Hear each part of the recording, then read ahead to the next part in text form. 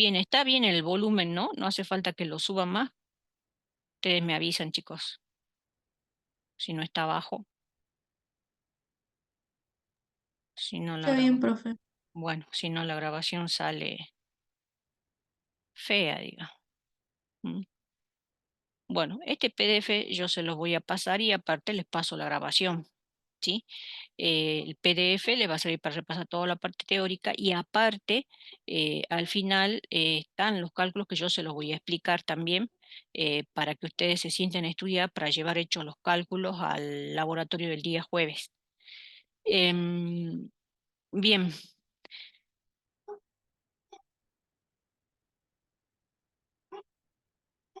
este es el seminario el que se está mostrando. ¿Eh? Em, Yo les voy a dar hoy teoría y explicar los cálculos que ustedes van a hacer en el laboratorio, pero además les voy a proporcionar este seminario que tiene para que ustedes practiquen cálculos. ¿M? Esto háganlo porque yo a los que rinden equivalencia les tomo, no solo teoría, sino también cálculos, así de este tipo, sencillo, pero bueno, tienen que saber hacerlo. Con lo que vamos a ver hoy, bueno, pueden hacer ejercicios de la parte A, porque corresponde a volumetría ácido-base. Es un solo seminario que tiene una parte A de volumetría ácido-base, una parte B de volumetría de precipitación que vemos el miércoles, y la semana que viene, que yo creería que es miércoles, porque creo que el lunes es feriado, veríamos gravimetría. Em, Así que estos cálculos yo les aconsejaría que lo hagan porque a ustedes les tomo, ¿sí? Cálculo y teoría. Bien, y esta sería así la parte ya del PDF de teoría. Bien, em, bueno,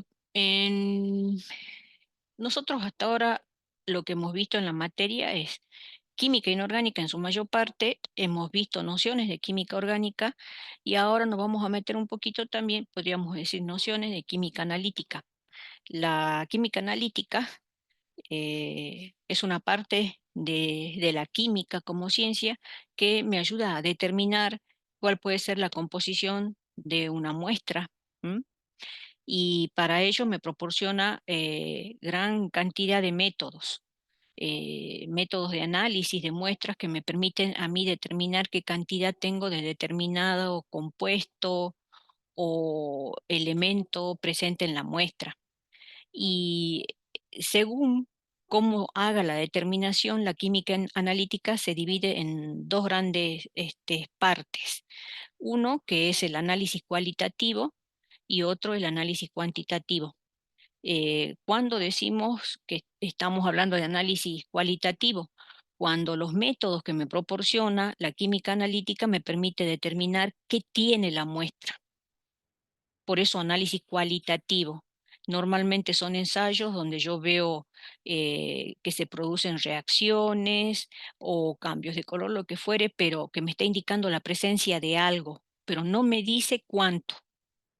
Eso es un análisis cualitativo, o sea, me permite determinar que está presente algún elemento o algún compuesto en la muestra, pero no me dice cuánto.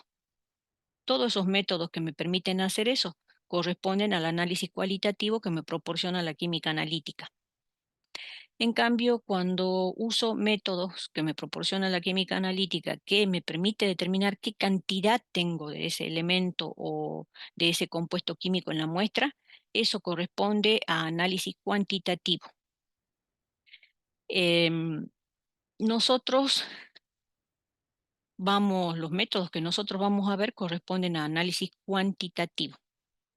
Eh, Parece sencillo hablar de química analítica cualitativa, pero no es sencillo, es complicado. ¿Por qué? Porque resulta que cuando yo tengo presentes en una muestra diferentes elementos o compuestos, muchas veces la presencia de uno de ellos hace interferencia en la determinación de otro elemento o compuesto en la muestra. Entonces hay que seguir una serie de pasos para ir eliminando interferencias o para poder ir determinando un elemento que cuando lo determino lo separo y ya puedo determinar otro. Entonces hay que seguir caminos específicos que normalmente en química analítica cualitativa se conocen como marchas analíticas. y son un poco complejas, son muchas reacciones químicas y es complejo. En cambio, digamos, el análisis cuantitativo, la ventaja que tiene es que además de decirme que está presente, me dice cuánto. Los métodos que nosotros vamos a ver corresponden al análisis cuantitativo y vamos a ver los métodos volumétricos y gravimétricos. La volumetría entra dentro de los métodos volumétricos. ¿Y justamente por qué? Porque se llama así porque mide volumen y la gravimetría mide masa. O sea, nosotros cuando hagamos determinaciones por métodos de análisis volumétrico, lo que vamos a medir son volúmenes gastados, ¿eh? en la determinación de ese elemento o compuesto. Y en análisis gravimétrico vamos a medir masa. ¿Y cómo se hace? Bueno, normalmente nosotros vamos a usar métodos en los que se llevan a cabo reacciones químicas que son adecuadas para poder hacer la determinación. En eso se basan estos métodos que nosotros vamos a ver. Y después los métodos que creo yo que son los que ustedes van a ver en geoquímica corresponden más bien al análisis instrumental que se basan más bien en propiedades físico-químicas que están dentro de estos métodos, los espectroscópicos y los electroanalíticos que se mencionan allí. Bueno, en eso yo no voy a perder mucho tiempo porque eso ya corresponde a otra asignatura que ustedes van a tener, pero sí quería ubicarlos más o menos dónde están dentro de la química analítica los métodos que nosotros vamos a estudiar. Eh, bueno, ¿qué es lo que pretende la volumetría? Los métodos volumétricos. Nosotros cuando tenemos una muestra, eh, allí puede ser que esa muestra tenga impurezas, pero que también tenga el compuesto que es de nuestro interés. Ese compuesto que es de nuestro interés se llama analito. ¿M? Ese es mi analito. Eh, es lo que yo voy a estudiar para determinar, es lo que yo quiero determinar en la muestra. Entonces, lo que hago en análisis volumétrico es determinar la concentración de ese analito en la muestra que yo tengo. Para ello, ¿qué es lo que hago? Es la reacción del analito con un reactivo que tiene que ser el más apropiado para que la reacción de ese analito con la muestra, digamos, con ese reactivo sea de manera completa, completa. Y ese reactivo tiene que ser de concentración perfectamente conocida. Em, lo que se mide en realidad es el volumen de lo que yo gasto de ese reactivo que recibe el nombre de reactivo valorante. Y lo que va a hacer ese reactivo valorante es reaccionar con el analito, pero tiene que ser esa reacción completa para que yo pueda determinar, digamos, la concentración de ese analito en la muestra. Entonces, ¿qué es el analito? Bueno, ahí lo tienen definido como aquello que yo deseo conocer, lo que yo quiero identificar, lo que yo quiero medir mediante esa reacción química. En realidad quiero determinar la concentración. En volumetría lo que hago es determinar la concentración de ese analito en una solución que preparo. El, el valorante, que sería el reactivo que yo uso para hacer reaccionar con el analito, tiene que tener la particularidad que tiene una concentración que tiene que ser perfectamente conocida y que tiene que poder reaccionar con el analito de manera completa para que después yo por estequiometría pueda determinar cuánto había de analito en la muestra. El dispositivo que se usa para hacer la volumetría ácido-base es un dispositivo de titulación, valoración, también se llama así el proceso. Consiste en un soporte, acá tenemos una pinza y una doble nuez, una bureta eh, graduada, como que tiene la llave, un Erlenmeyer. En la bureta nosotros cargamos el reactivo valorante, que es el reactivo cuya concentración yo tengo que conocer de manera perfecta. y es el reactivo que va a reaccionar con mi analito, que lo tengo acá en el Error Measure. Acá está la muestra, em, y ahí yo voy a determinar la concentración del analito. Eh, bueno, este reactivo valorante puede ser un patrón secundario o directamente un patrón primario. Normalmente es un patrón secundario que para que yo pueda conocer la concentración de manera perfecta, tengo que haberlo estandarizado con un patrón primario. ¿M?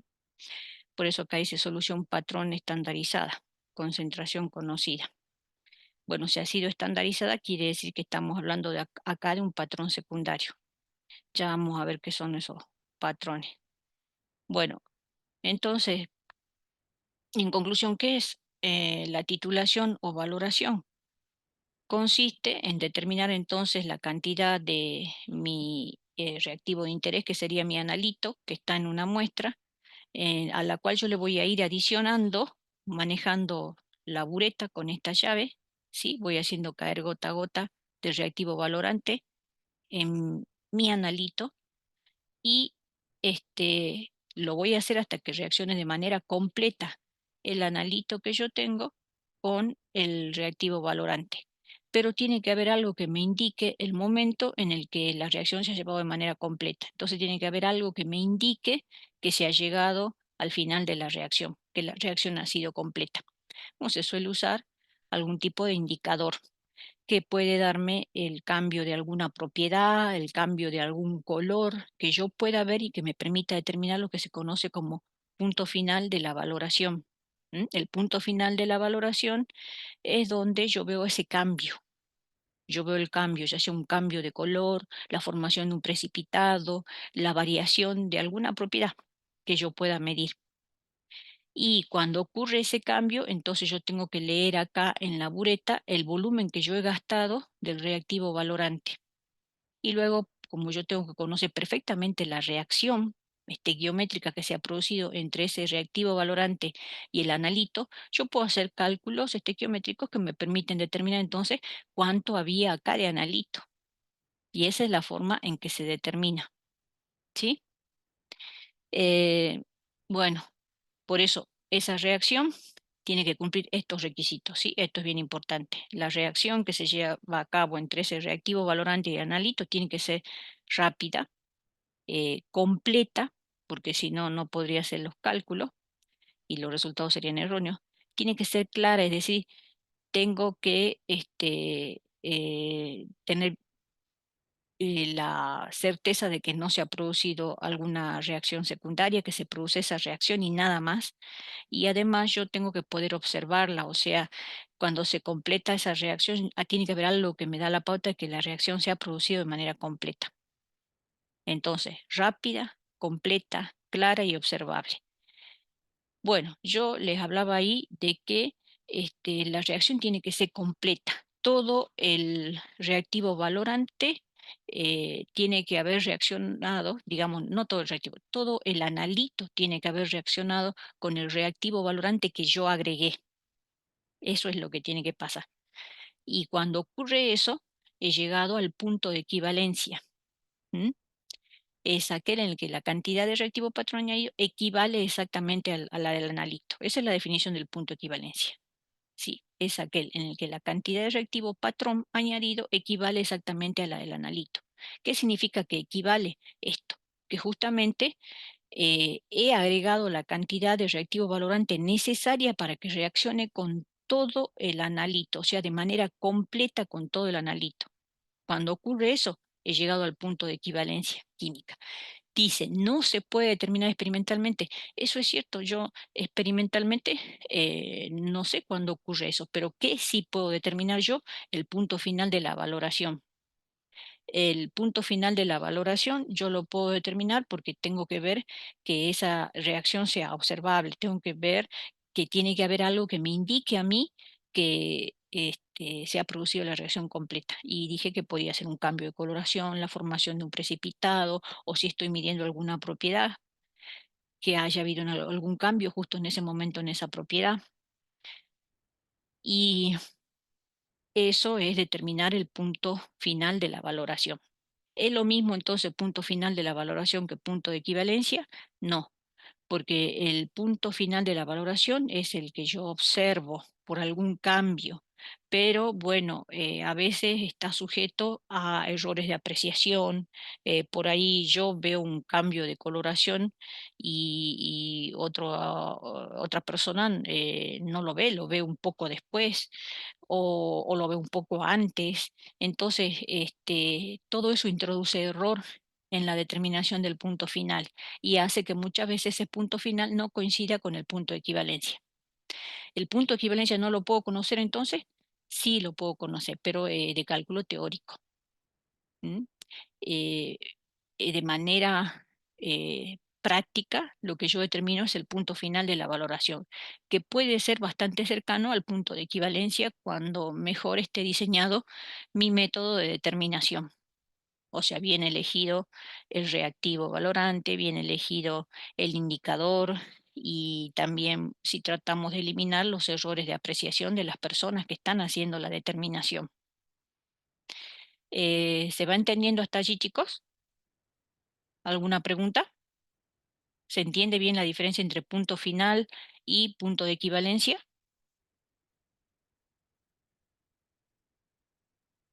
Sí, profe, sí se entiende. Bueno, porque todas esas son preguntas que les hago, tanto en el parcial como en el final. Bueno, allí tienen dibujado, bueno, en el esquemita tienen dos dispositivos de, de valoración. Tienen, digamos, el antes y el después de la valoración o titulación. Esa titulación o valoración es el proceso justamente de hacer la determinación por el método volumétrico, ¿sí? Acá estamos hablando todavía de volumetría en general, porque la volumetría ácido base es solo un tipo de volumetría, no es la única. Por eso estoy todavía hablando en general. Entonces, nosotros cargamos en la bureta el reactivo valorante y el analito lo tenemos en el Erlenmeyer. Al inicio, acá se indica que antes de que yo agregue reactivo valorante, tiene este color el analito. Lo que tiene que pasar para que yo me dé cuenta que he llegado al punto final es que he ido agregando gota a gota y se produjo un cambio de coloración, por ejemplo. Entonces, después de la valoración, y ahí paro, apenas veo el cambio que persiste, tiene que ser un cambio de color que persista, entonces me detengo y leo el volumen de reactivo valorante gastado. Esto es lo que pasa en realidad, ¿sí? Por ejemplo, eso como un ejemplo de cómo se determina el punto final. Entonces, repasando un poquito cuál sería el procedimiento con el que se trabaja en una volumetría. Vamos añadiendo, dice, incrementos de la disolución de reactivo volante. Eso quiere decir que vamos agregando gota a gota, ¿sí? Si uno más o menos tiene idea de cuánto puede llegar a gastar, uno puede agregar cantidades un poco más grandes. Si sabe, supongamos que tengo una bureta de 25 y yo sé que voy a gastar como 20, a lo mejor hasta 15 puedo ir sin miedo. Hasta 15 mililitros agrego rápido mientras voy moviendo el Erlenmeyer. Eh, uno eh, suele ir tomando, ¿dónde puse acá? Uno suele tomar, acá tengo el robinete, esto que se ve acá, eso es el robinete o llave de la bureta. La bureta tiene esta forma y esto es largo. Y por acá tiene el robinete y esto abre o cierra, esto se gira, y abre o cierra la descarga de lo que yo tengo cargado acá en la bureta. Por acá está el pico, por acá sale.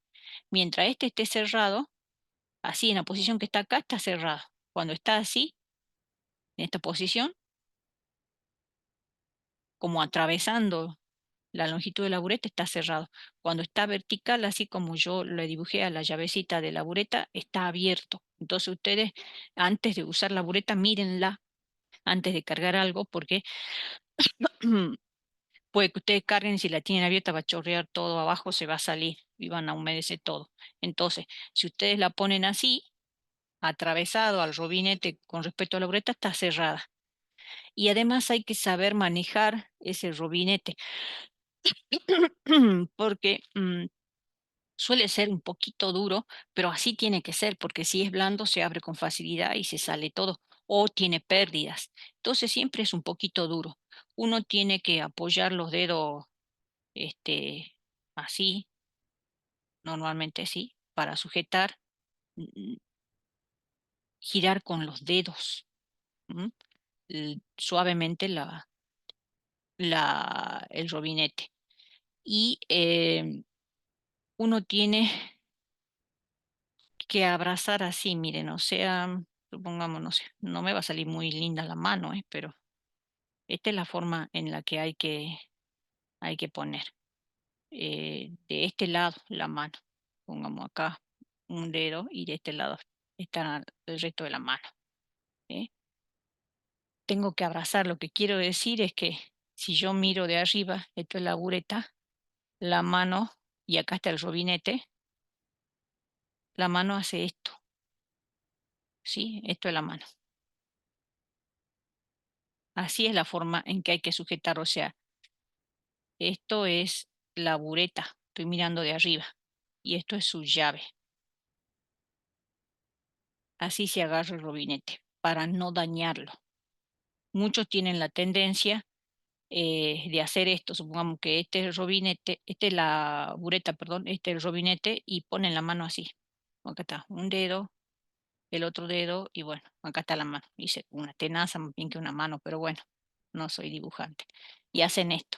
Si yo hago eso, la fuerza que yo aplico con la mano sobre el robinete puede dañar el robinete. ¿Eh? Entonces, esto no se hace.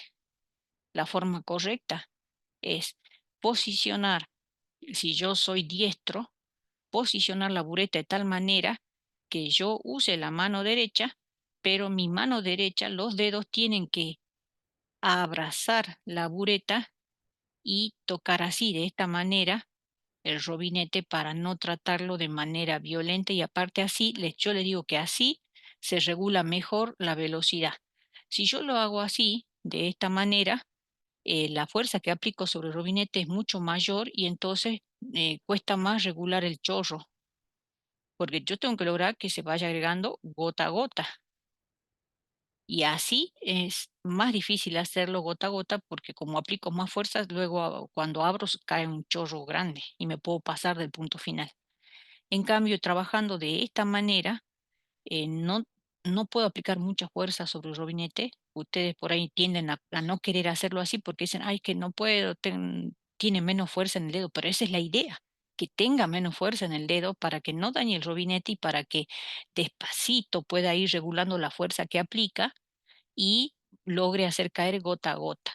Y a la vez también no hace mucha fuerza cuando de repente lo tiene que cerrar porque ya ve el cambio.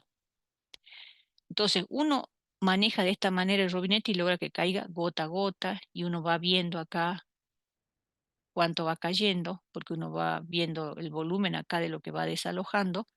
Y mientras tanto, con la otra mano uno tiene que trabajar con las dos.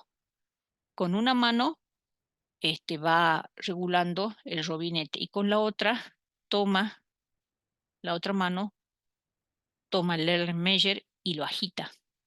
¿M? Lo agita, lo agita de tal manera que vaya mezclando con las gotas que van cayendo.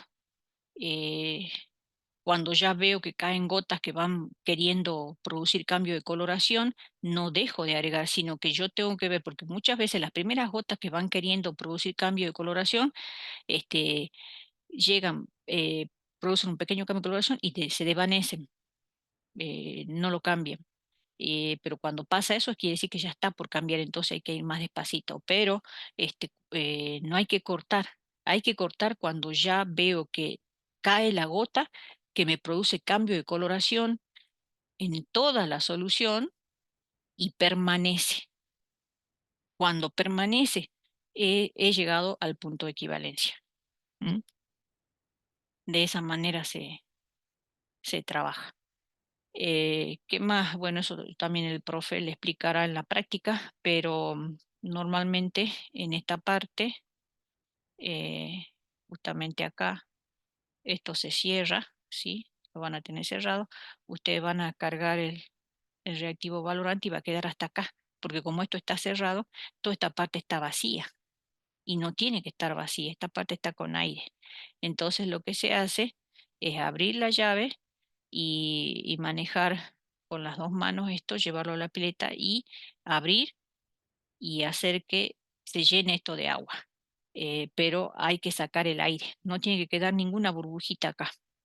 Cuando ya no me quedó ninguna burbujita acá, esto se vuelve a cerrar y como me ha caído bastante el reactivo valorante, ahora sí lo enraso y lo llevo a volumen de nuevo. Por eso ustedes van a tener un vasito precipitado para cargar el reactivo valorante. ¿Eh? Esto, esta parte, nunca tiene que tener aire, ninguna burbuja. No tiene que tener porque si no, lo que yo voy a medir en la bureta va a tener error de medición. Mm.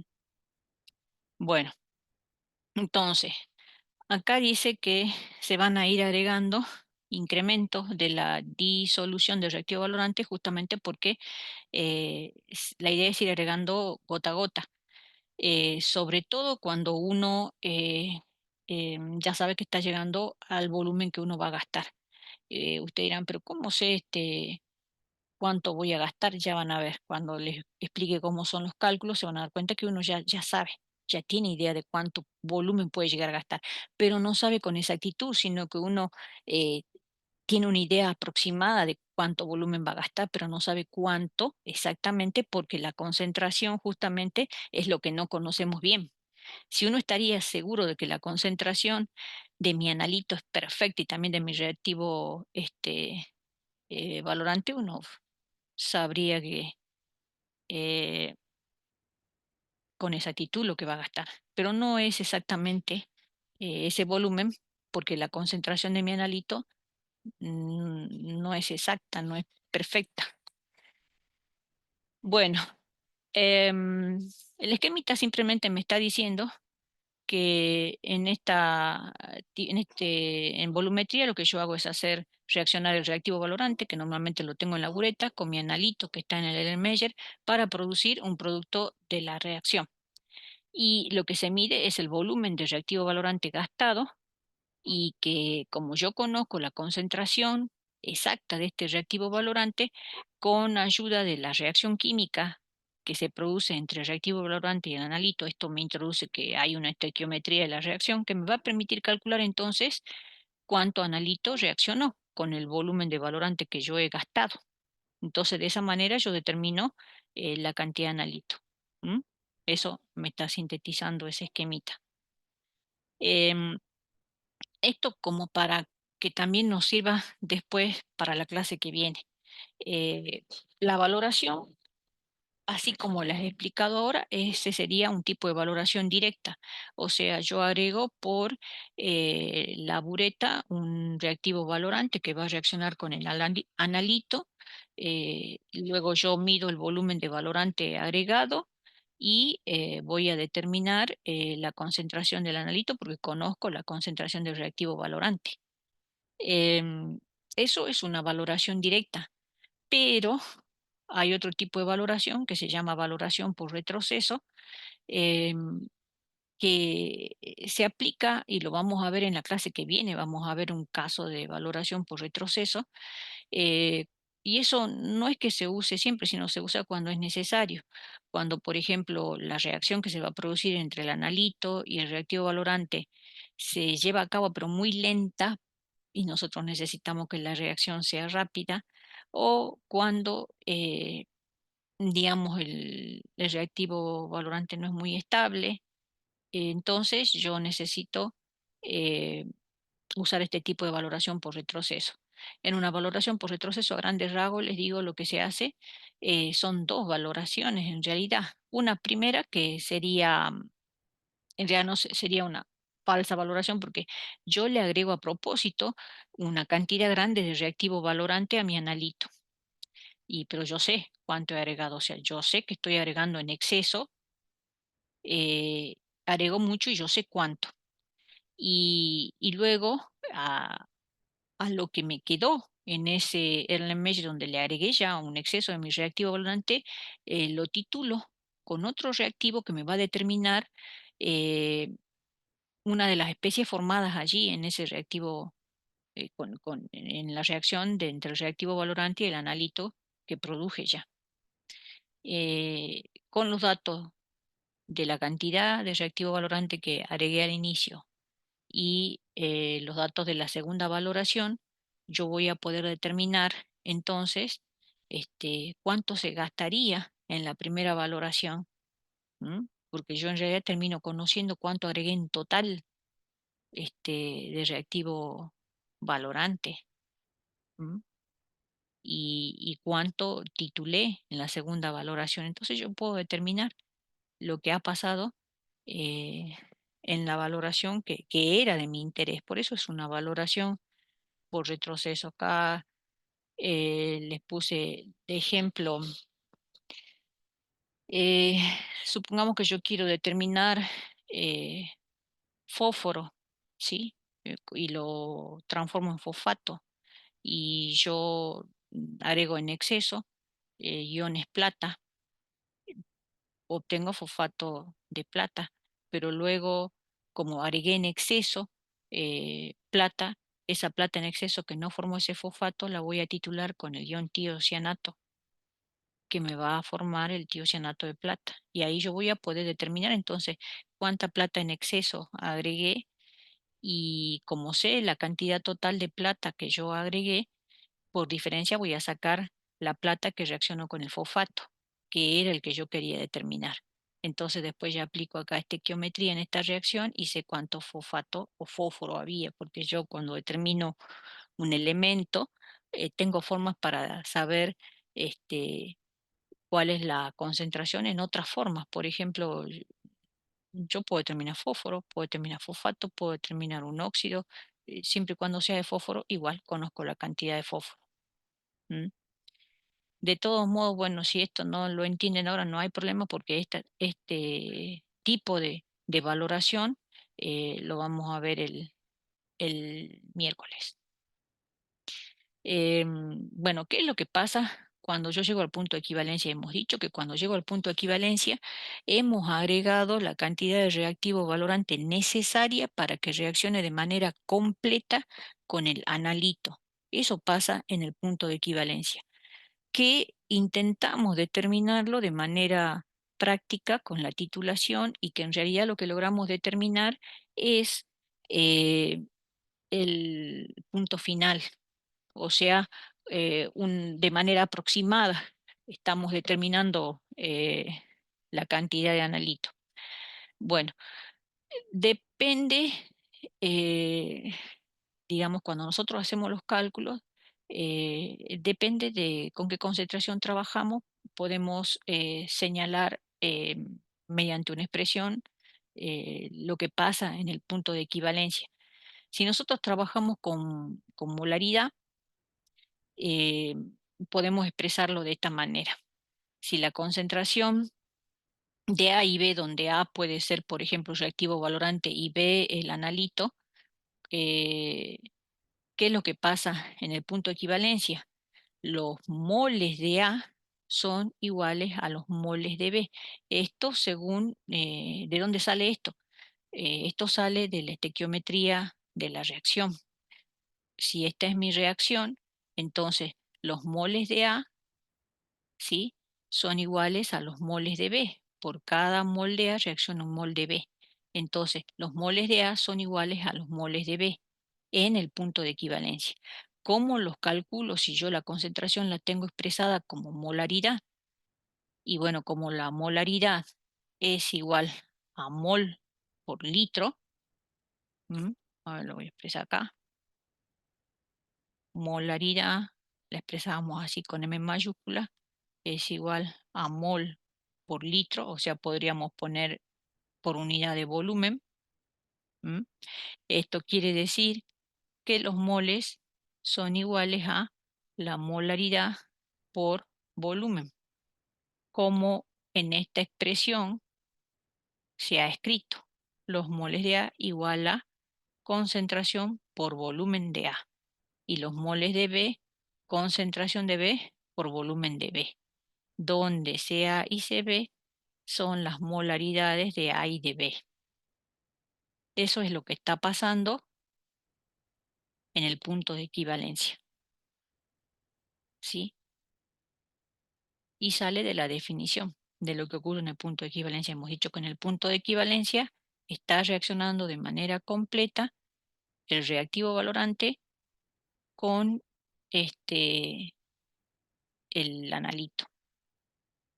He agregado la cantidad necesaria de reactivo valorante para que reaccione de manera completa con el analito. Y bueno, de la estequiometría de la reacción me sale la relación que hay entre los moles de A y de B.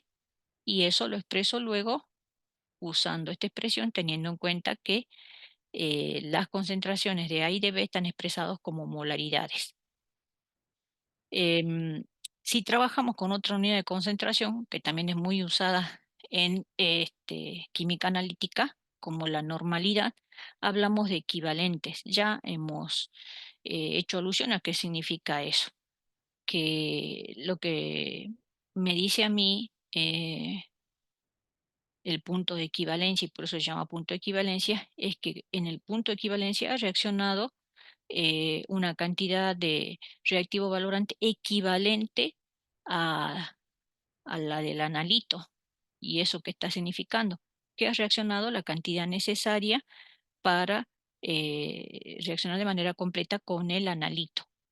Si tengo normalidad como unidad de concentración, esos equivalentes se expresan multiplicando la concentración expresada como normalidad, ¿m?, por el volumen para A, y la concentración expresada como normalidad por el volumen para B. Ya sabemos que A o B son uno de los dos, es el reactivo valorante y el otro es el analito. O sea, en definitiva, la expresión al final es la misma, lo que pasa es que las unidades de molaridad y de normalidad no son las mismas. ¿m? No son las mismas. Pero la expresión, si lo miramos como expresión general, es lo mismo. Acá dice mililitros, pero yo podría poner acá litro. Acá dice mili equivalente, pero podría poner equivalente. Lo que interesa acá es que yo trabaje con la misma unidad. Si yo acá pongo litro, acá será litro,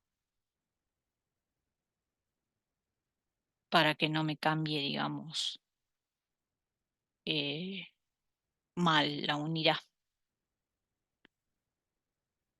Bueno, esto que vimos recién era simplemente para tener una idea de lo que pasa en el punto de equivalencia. O sea, para que quede más claro que en el punto de equivalencia no es de determinación práctica, pero sí ven que se puede determinar de manera teórica.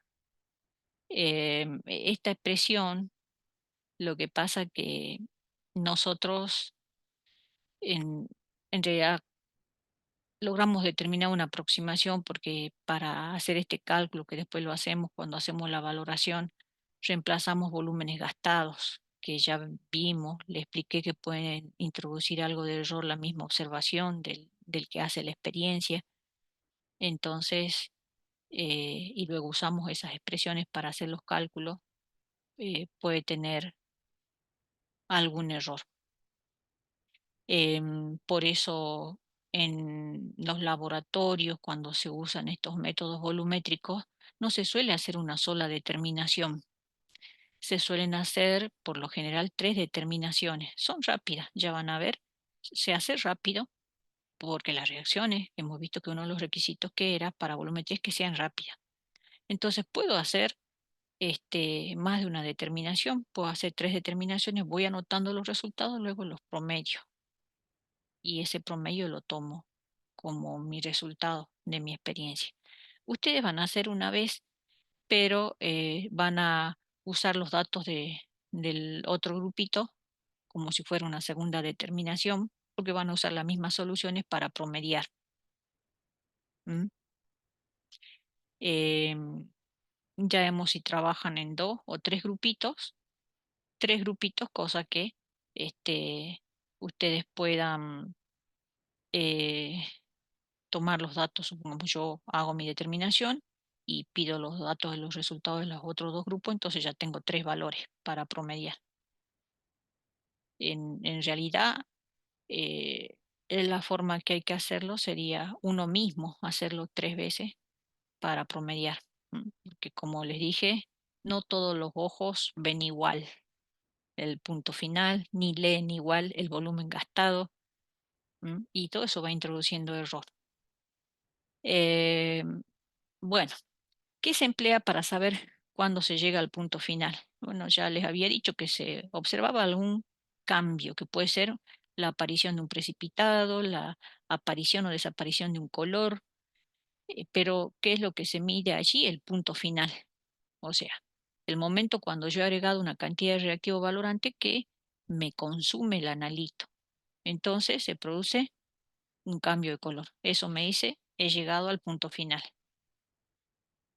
Bueno, en esta partecita, después lo leen ustedes bien, pero simplemente acá está cómo calcular el error de la valoración, justamente porque les dije, se introduce error porque, bueno, no todos leemos igual ese volumen ni vemos en el mismo momento el cambio de coloración y a veces alguno detiene un segundo antes, un segundo después del cambio de coloración y entonces a veces las distintas mediciones que una misma persona puede llegar a hacer en tres determinaciones seguidas son diferentes. Entonces eso ya introduce error. Bueno, de esa manera podemos calcular el error. Eh, otra digamos, cuestión importante dentro de lo que son las volumetrías es la construcción de las curvas de valoración. Eh, Bueno, la primera vez yo les di como, en la primera vez que di esta parte, yo les expliqué cómo se podían construir las curvas de valoración, pero ahora no vamos a ver cómo se construyen, sino más bien vamos a aprender cómo se hacen los cálculos para el laboratorio. Las, ¿Qué son las curvas de valoración? Hablando en general. En general, las curvas de valoración me representan en ordenada la concentración del valorante o del analito. Esto si yo quiero hacer una representación lineal. Puedo representar la concentración del valorante o del analito en ordenada. Y en abscisa el volumen que gasto del reactivo valorante. ¿Mm? O sea, en función de cuál sea la concentración del valorante o del analito, cuánto gasto para llegar al punto final del reactivo valorante. Pero este tipo de gráfica, eh, digamos la,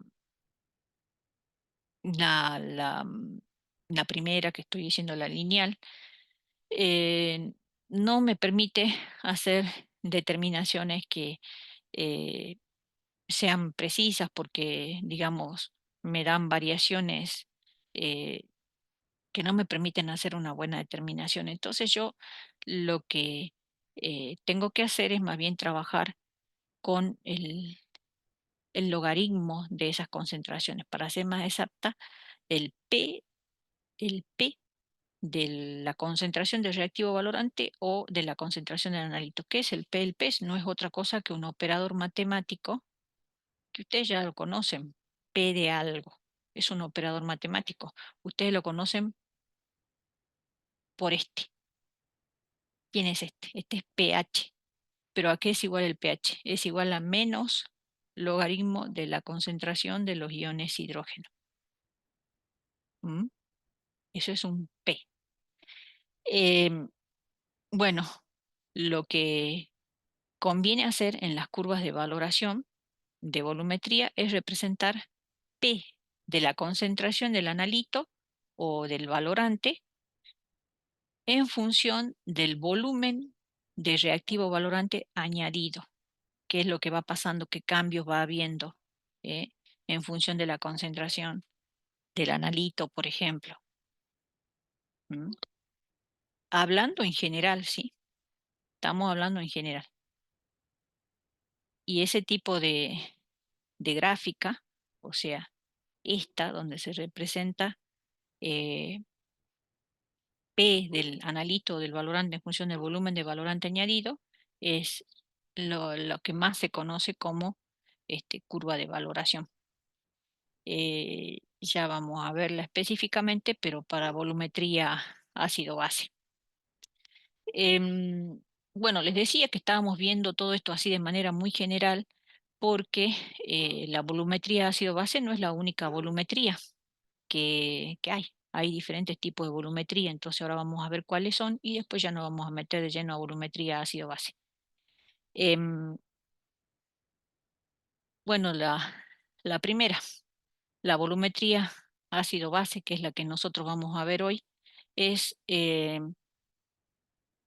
una volumetría que se basa en una reacción que nosotros hemos visto en el secundario y también lo han visto en química uno como una reacción de neutralización. Allí ocurre la reacción que ocurre entre el reactivo valorante y el analito es una reacción de neutralización.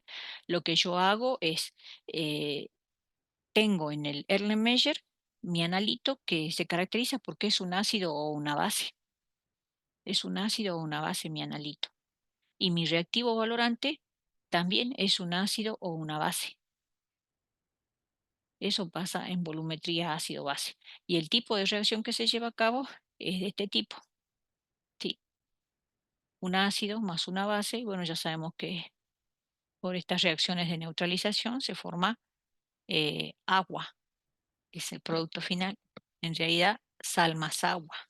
¿M? Eso es lo que pasa en una volumetría ácido-base. En una volumetría de precipitación, que es la que vamos a estudiar el miércoles.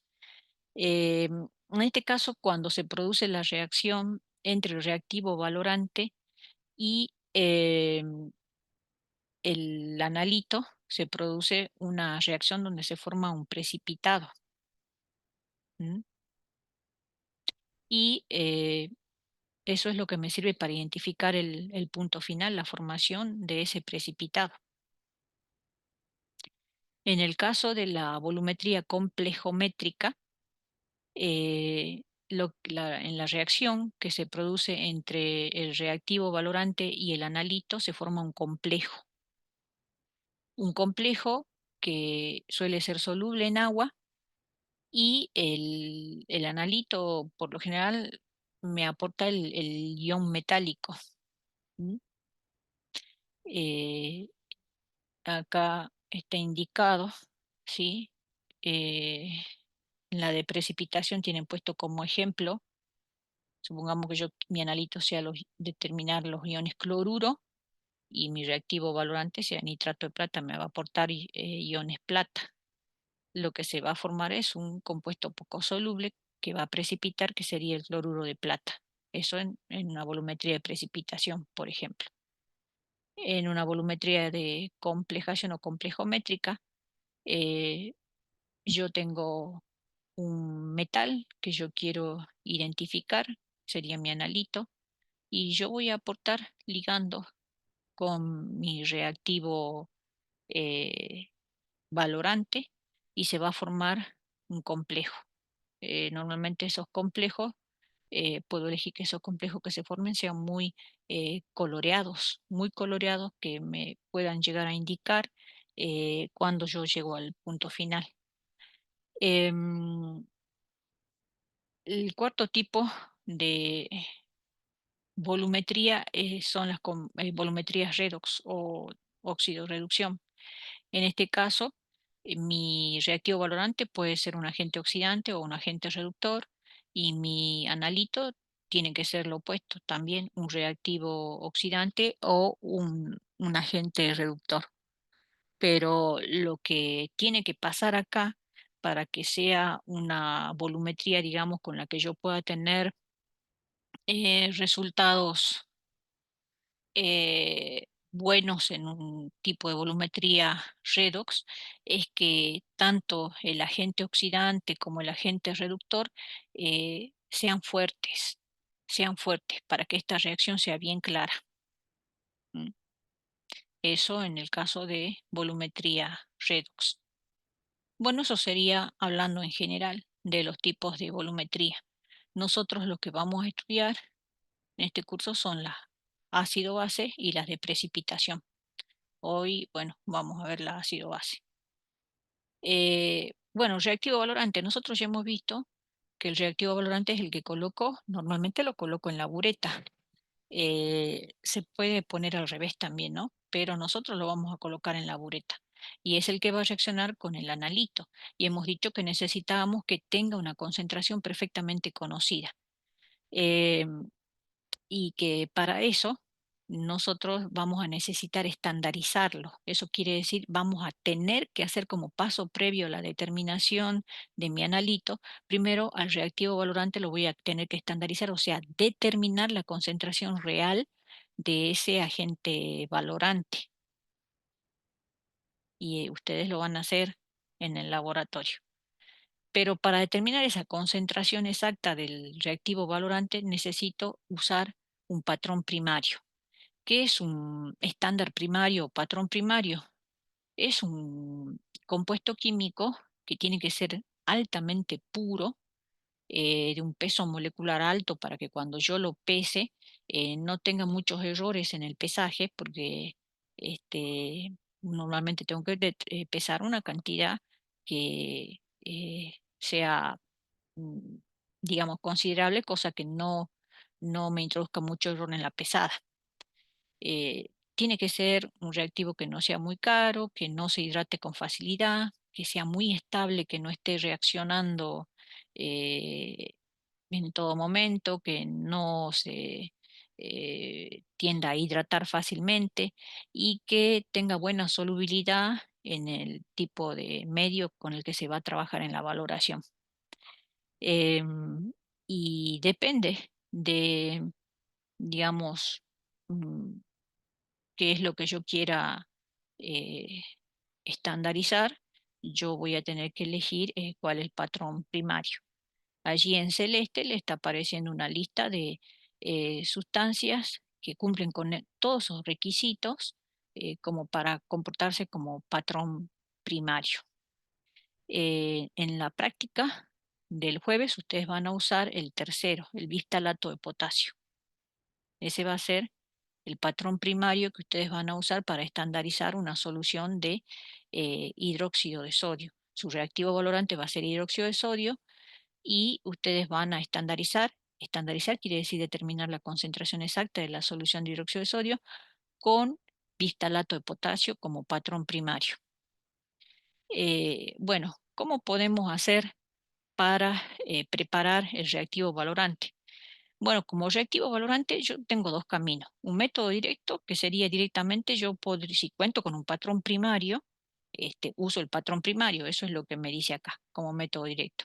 Peso el compuesto, preparo la solución y eh, voy a aforar con con esa solución preparada para hacer la titulación.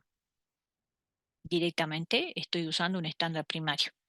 Ahora, cuando mi reactivo valorante no es un estándar primario, ¿qué es lo que suele pasar? Como por ejemplo, nosotros vamos a usar como reactivo valorante hidróxido de sodio, no es un reactivo, no es un patrón primario, o sea, no cumple con esos requisitos que cumple un patrón primario. O sea, no le conozco la concentración real y se la voy a tener que determinar usando un patrón primario. Entonces, se prepara la concentración que uno quiere que tenga el reactivo valorante, pero como no es patrón primario, esa concentración no es exacta. O sea, yo puedo decir, preparé una solución 0,5 normal de hidróxido de sodio, pero no puedo dar fe de que es exacta esa concentración, porque no es un patrón primario.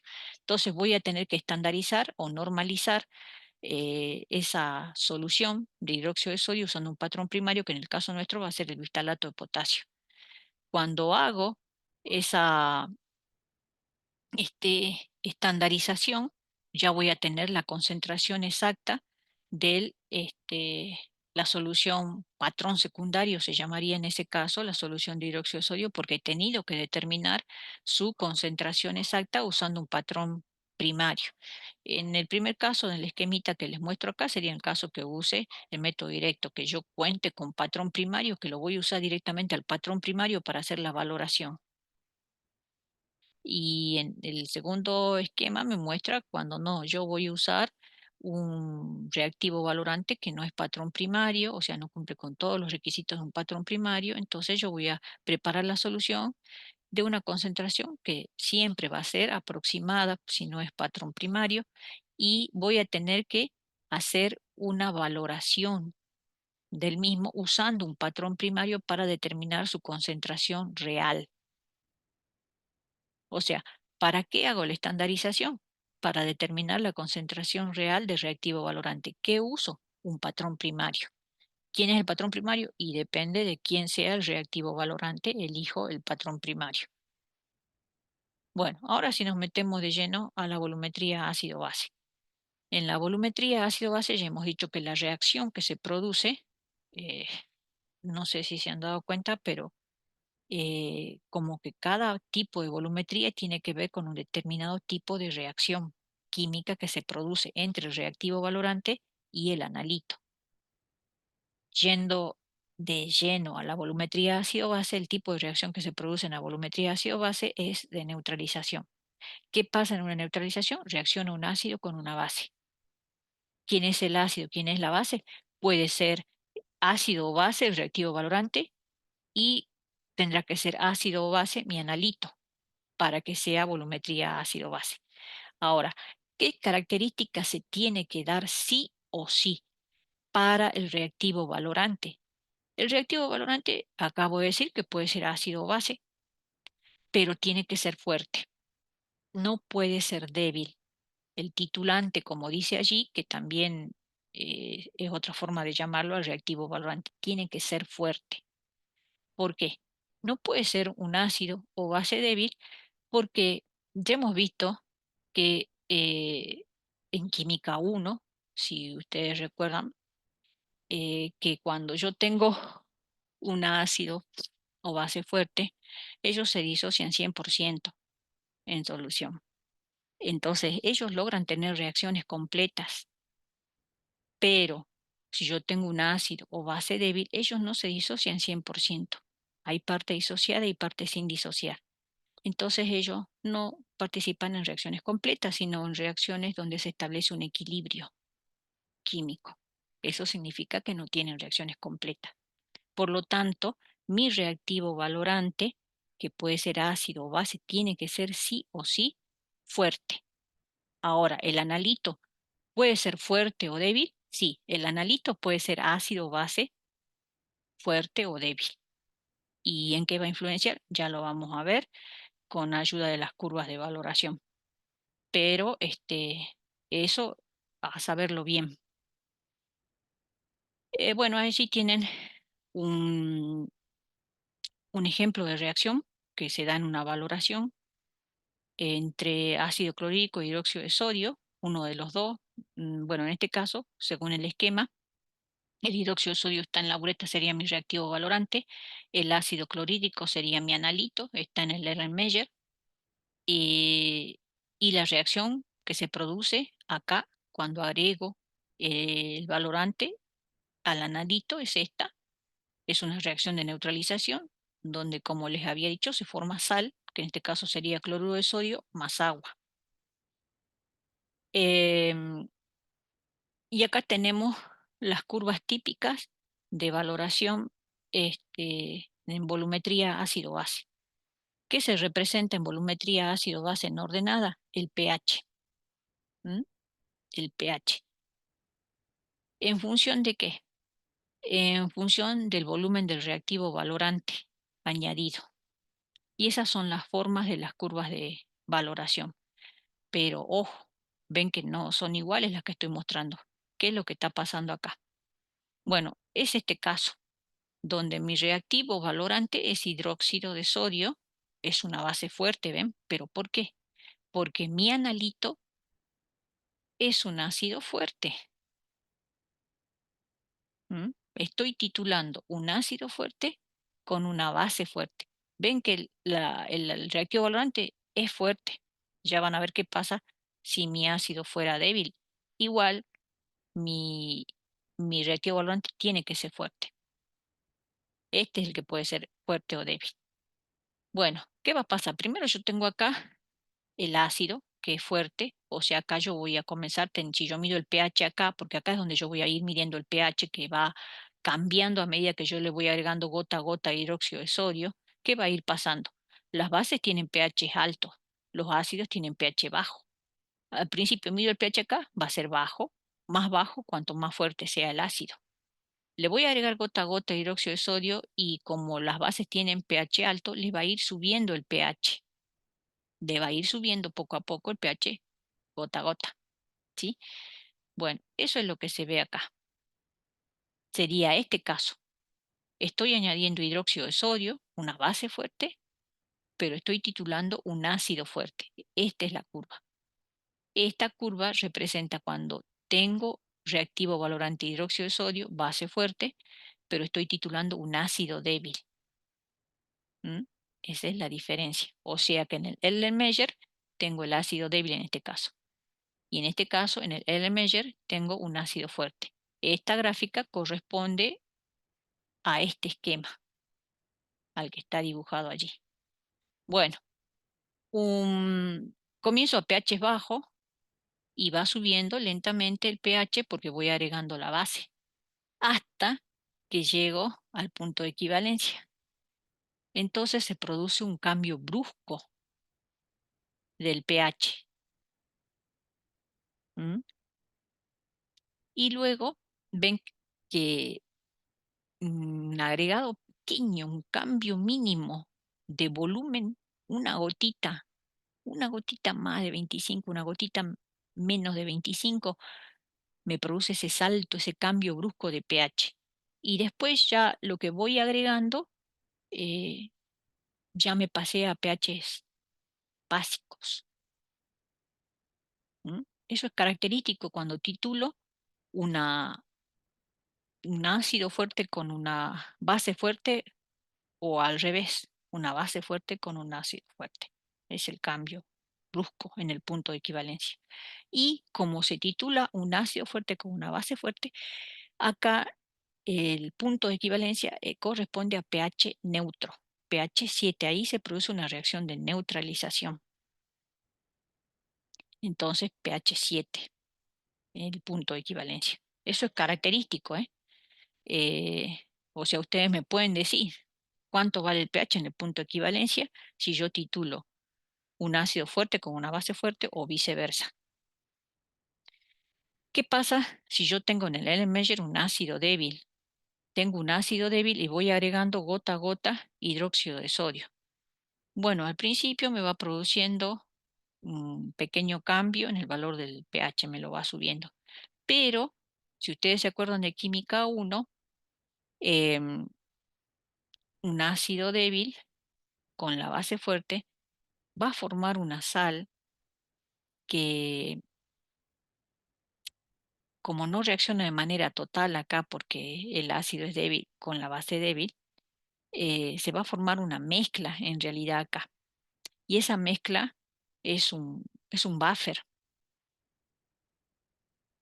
es un buffer. Acá tengo un buffer.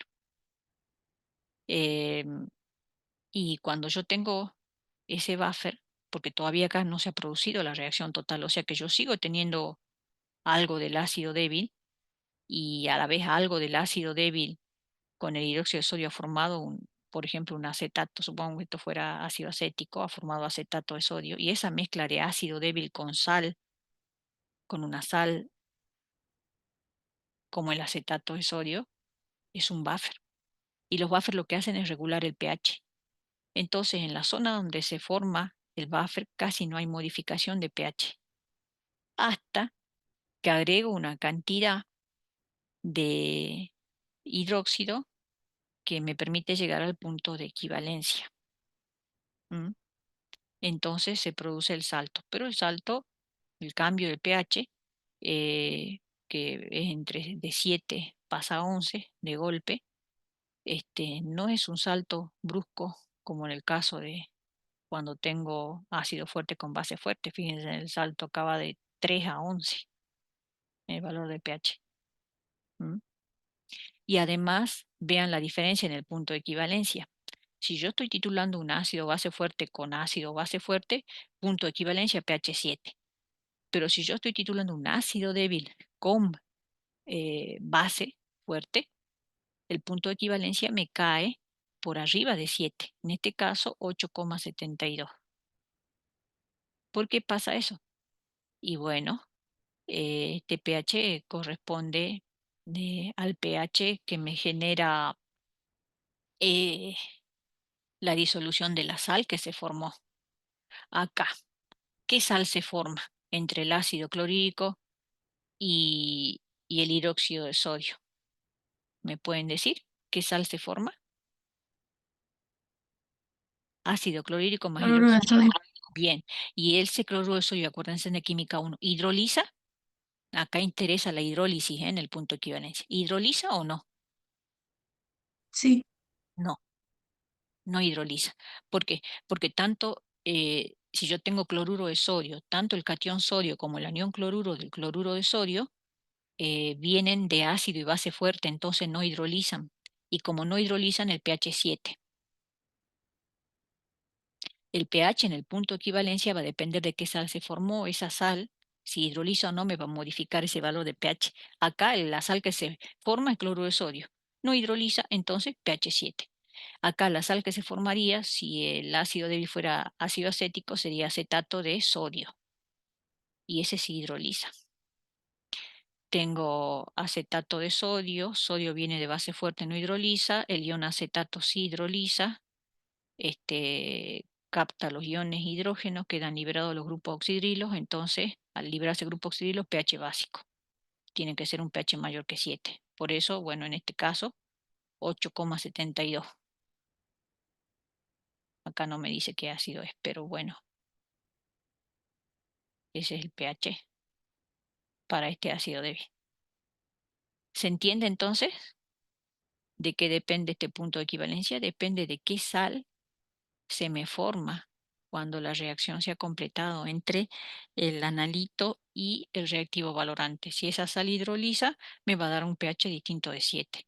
Si la sal no hidroliza, pH 7. Pero cuando únicamente yo tengo la seguridad de que no hidroliza, cuando estoy haciendo reaccionar un ácido fuerte con base fuerte. Ahí no hay hidrólisis, se forma una sal que no hidroliza, entonces pH en el punto de equivalencia 7. Bueno, ¿qué pasa si hago al revés? Mi analito es una base y entonces mi reactivo valorante va a tener que ser un ácido y un ácido fuerte. Entonces acá tengo el caso de mi analito es hidróxido de sodio. Yo quiero determinar la concentración exacta del hidróxido de sodio, no lo sé, entonces voy a usar un reactivo valorante ácido clorhídrico, tiene que ser ácido fuerte, ya hemos visto que acá siempre tiene que ser fuerte el reactivo, eh, que lo voy a tener que estandarizar, determinar su concentración exacta para hacer la titulación y determinar entonces la concentración de hidróxido de sodio. ¿Cuánto va a ser el pH en el punto de equivalencia acá? A ver si han entendido. ¿Qué sal se forma acá? Otra vez. Cloruro de sodio de nuevo. ¿Hidroliza? No. Entonces pH en el punto de equivalencia, 7. 7. O sea, cuando es fuerte, no importa si el ácido está acá, la base está acá, pH 7. ¿Ven? Punto de equivalencia, pH 7. Nada más que la forma de la curva cambia, sí, obvio. ¿Por qué? Porque ahora yo tengo el hidróxido de sodio en el Erlenmeyer. Entonces, primero cuando mide el pH acá va a ser básico, entonces comienzo arriba la curva. A medida que yo le vaya agregando gota a gota el ácido clorhídrico, el ácido me va a ir haciendo bajar el pH, entonces lo va bajando, bajando, bajando, hasta que se produce el salto brusco, porque es ácido y base fuerte, salto brusco, ¿sí? Que me está indicando el punto de equivalencia, y después cualquier gota que agregue de ácido clorhídrico ya me pone muy ácido el pH. ¿Mm? O sea, la curva tiene la forma opuesta porque comienzo a pH alcalinos, porque en mi reactivo valorante es base. Yo estos pH los estoy midiendo acá en el Erlenmeyer. Por eso es que el pH inicial depende de lo que yo tengo acá en el Erlenmeyer. Acá tengo base, por eso comienzo arriba. En cambio acá en el Erlenmeyer yo tengo un ácido. Entonces voy a comenzar a pH bajos, ¿ven? A pH bajos. Y se va a ir alcalinizando a medida que yo le vaya agregando el hidróxido de sodio. Bueno, ¿qué pasa si yo acá en el Erlenmeyer tengo una base débil? Una base débil y lo voy a titular, obviamente, tiene que ser ácido fuerte, sí o sí. Tiene esta forma la curva. Otra vez, primero si me produce una leve disminución del pH de la base débil, el agregado del ácido. Y después casi no varía, no varía. ¿Por qué? Porque otra vez acá se forma un buffer. Se forma un buffer. Cuando lo que yo estoy titulando es una base débil o un ácido débil, siempre se forma un buffer antes de llegar al punto final. O sea, el buffer lo que hace es resistirse al cambio de pH. Entonces, no me produce una modificación grande de pH hasta que llego al punto de equivalencia.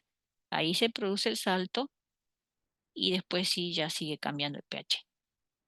Pero fíjense, en este caso, el pH en el punto de equivalencia me cae por debajo de 7. ¿Por qué? Por el tipo de sal que se forma.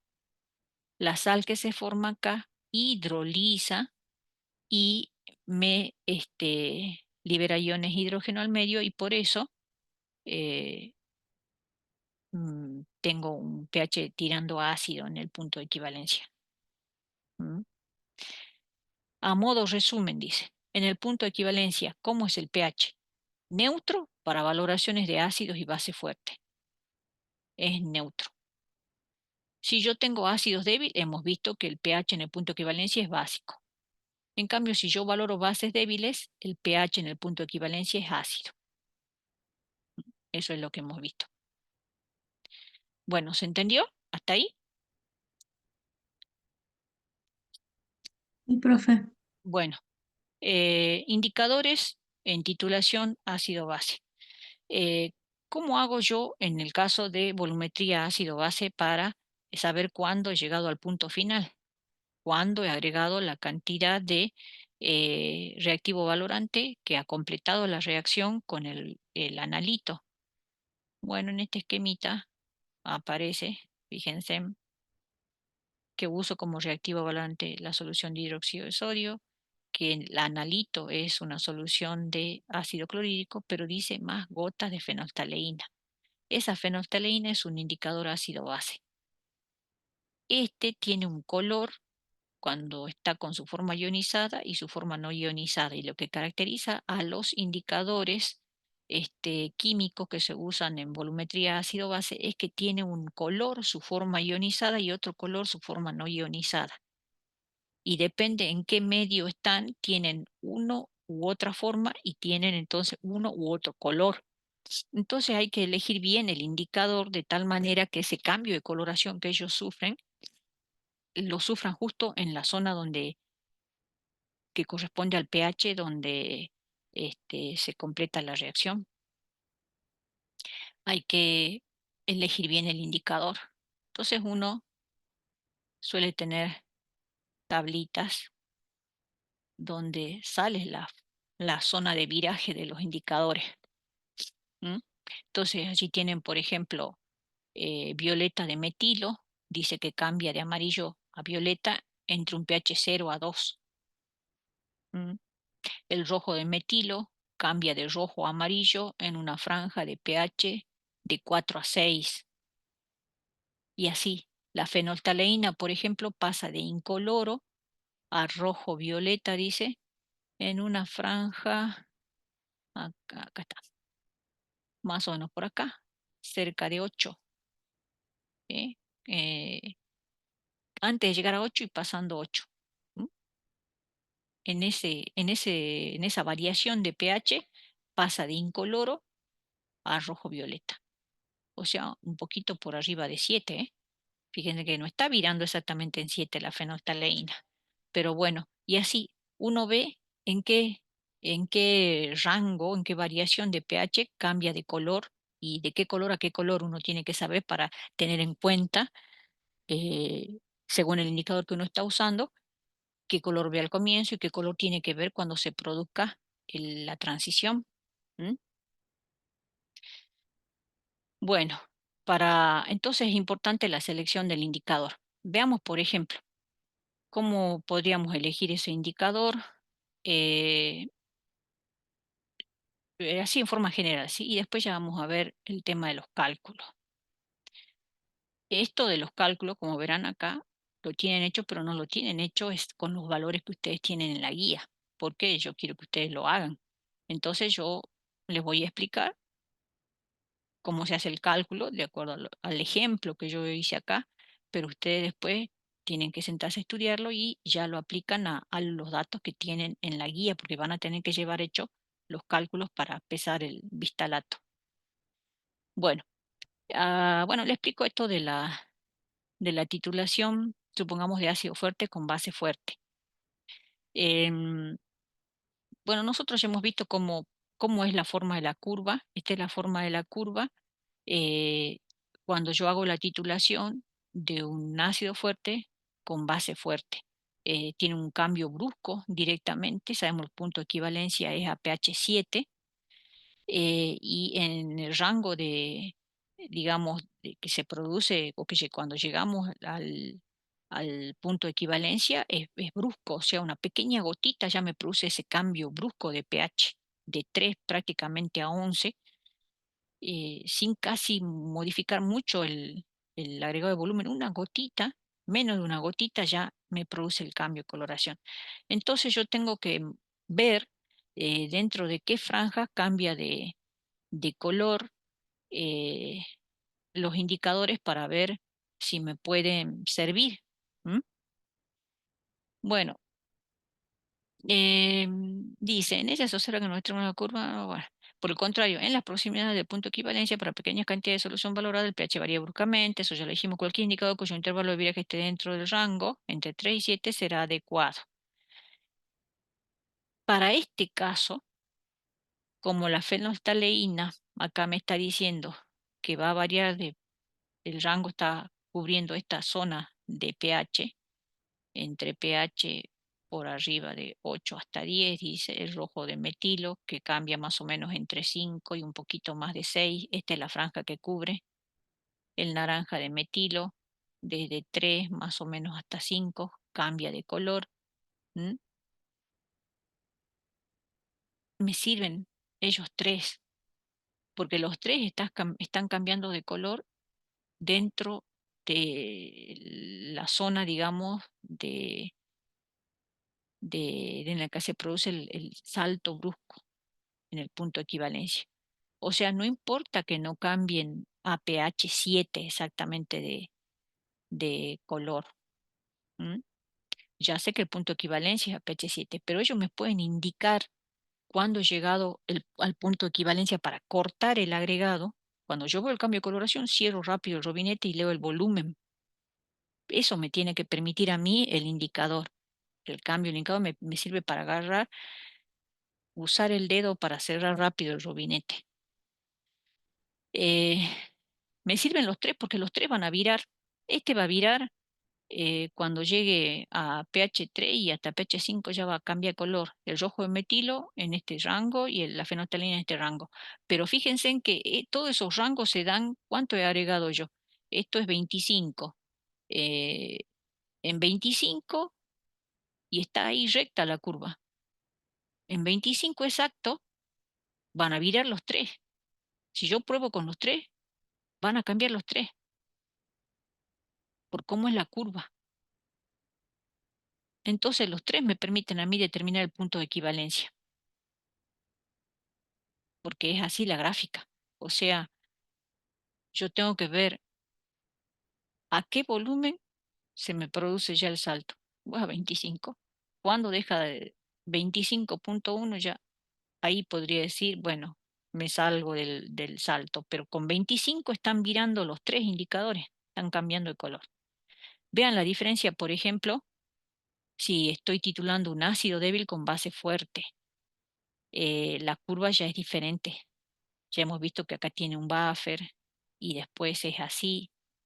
El salto es más corto y aparte no es tan vertical ese tramo, en ese salto. Acá ya es un poco inclinado. Entonces eso ya me da un intervalo de viraje.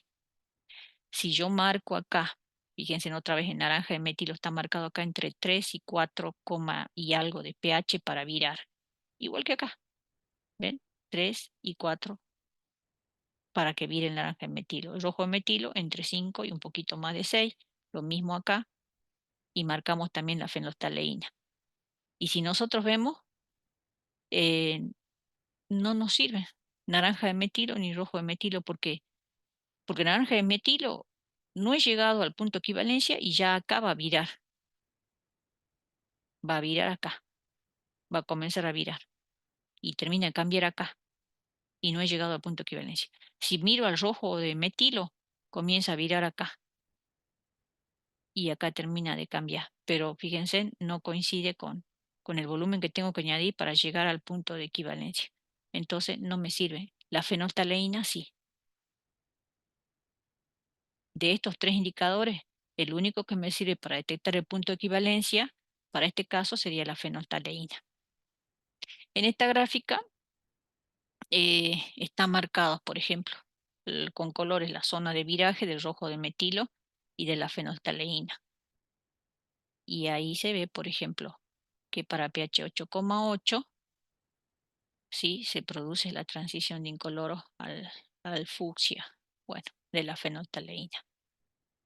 Y en cambio este ya viraría, miren, antes de llegar acá ya estaría virando de rojo a un amarillo. No me sirve. ¿Mm? Bueno, de esa manera se suele elegir el indicador. Van a tener un ejercicio así similar en el laboratorio también, como para estimar qué indicador les sirve, cuál no.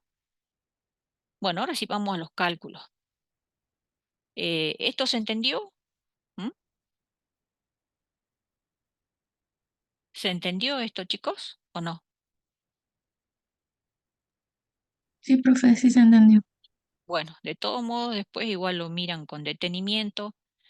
La forma de analizar esto, es ver qué volumen agrego para llegar al punto de equivalencia. Y bueno, de acuerdo a esto, dice, bueno, un poquito más de 25. Eh, pero ¿cuándo entro ya en ese tramo?